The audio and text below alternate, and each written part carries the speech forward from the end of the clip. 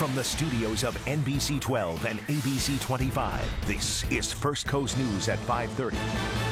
Tonight on First Coast News at 5:30, alleged abuse inside a Columbia County prison. What the Florida Department of Corrections Secretary is saying about the recent arrest of 2 prison guards and the effect it could have on other Florida prisons. Plus, an elderly woman is robbed at knife point inside an elevator. The suspect police are searching for tonight.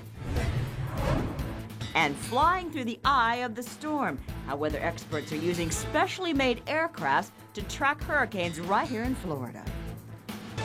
Breaking news into the information center this evening. Crews are searching for an 11-year-old boy who disappeared off the coast of Little Talbot Island today. Officials received the call around 1:30 this afternoon, and since then, search crews from the Florida Fish and Wildlife Conservation, along with the U.S. Coast Guard and Jacksonville Fire Rescue, have been out in the water searching for the missing child.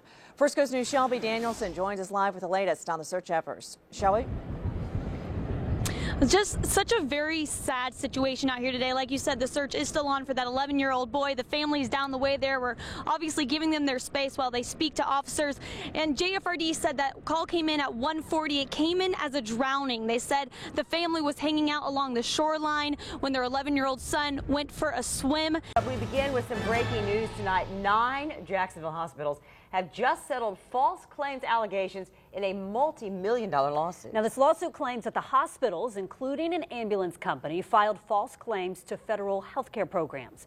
On your side's Ken Amaro is in our information center now with more on the settlement. Ken? Heather, according to the Justice Department in this report, this case began when a former employee of Century Ambulance Service filed a KETAM, or a whistleblower lawsuit. This week, authorities arrested 2 Columbia correctional officers for allegedly beating an inmate. It's one incident, but it could highlight how guards are being held more accountable in treatment of inmates. First Coast News' Garen Flowers introduces us to the new head of Florida's prisons, who hopes to make them safer for both inmates and for employees. It's all new for you tonight at 5:30.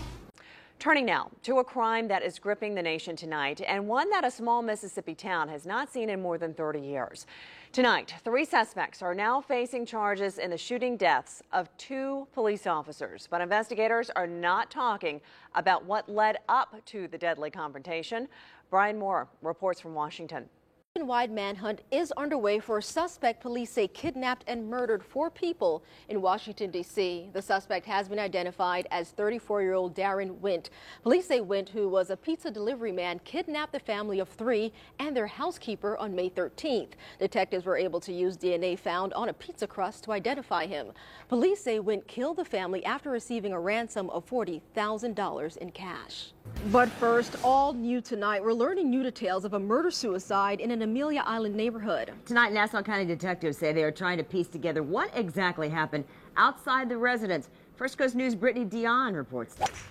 Well, day 2 of the Players is almost wrapping up, and our crew is out at Ponte Vedra following all the big tournament news. Big names leading the scoreboard today. Let's check back in with sports director Chris Porter and anchor Shannon Ogden. Hey, guys.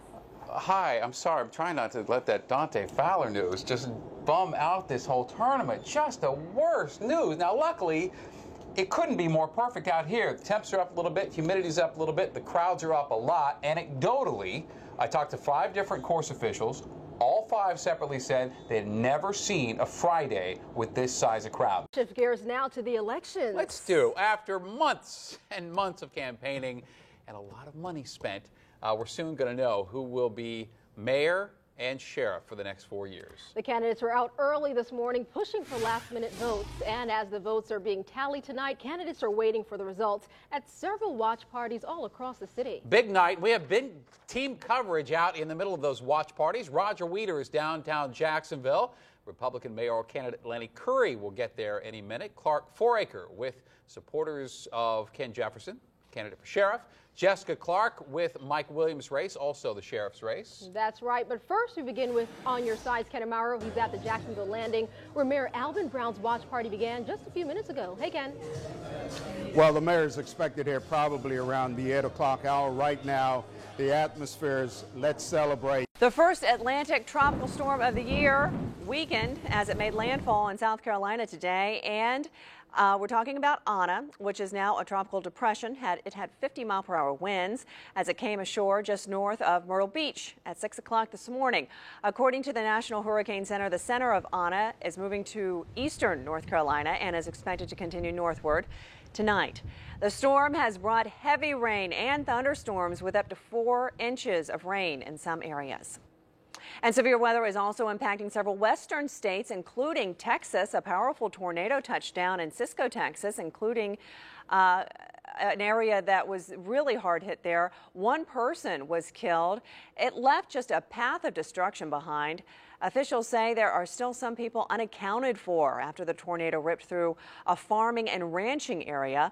Forecasters predict severe weather to continue tonight. We have a big weekend ahead, a lot going on out. That's right, and today was a huge day with the Apple Clinic Dental Clinic grand opening, and I was so grateful. Yes. No rain. It was warm, though. We had these big fans out there. I was grateful you didn't have any rain as well. One Florida mom was definitely not expecting a surprise phone call on Mother's Day. The Ormond Beach mother was at work when she received a call from President Barack Obama. I know how tough it is, you know, to raise kids and do right by them. And, you know, if it hadn't been for my mother, I certainly wouldn't be here. You're doing the most important work there is. Oh, I sure appreciate to hear you say that. I decided on Mother's Day. Well, Patricia Church was so touched by the president's speech during the State of the Union when he talked about his own mother that she wrote him a letter. And the president was so moved by the letter that he called her to wish her a happy Mother's Day. Well, today is a big day for the Apple Project. After months and months and months of construction and all kinds of great donations from schools and businesses, the Apple Project Free Dental Clinic is now open. Earlier today, dozens attended the ribbon cutting ceremony. It was held outside of the new building. First Coast News' Laura Queso joins us live with more on the big day. Jeannie, you were honored as a hero today. I know you wouldn't say it, but on behalf of First Coast News and, of course, this community, thank you. Thank you for spearheading this project for all these people who have been waiting years and years, some a decade, for the dental work that they so desperately need. Well, I'm live on the West Side. Laura Queso, First Coast News, NBC 12, ABC 25. You're very kind to say that. I do appreciate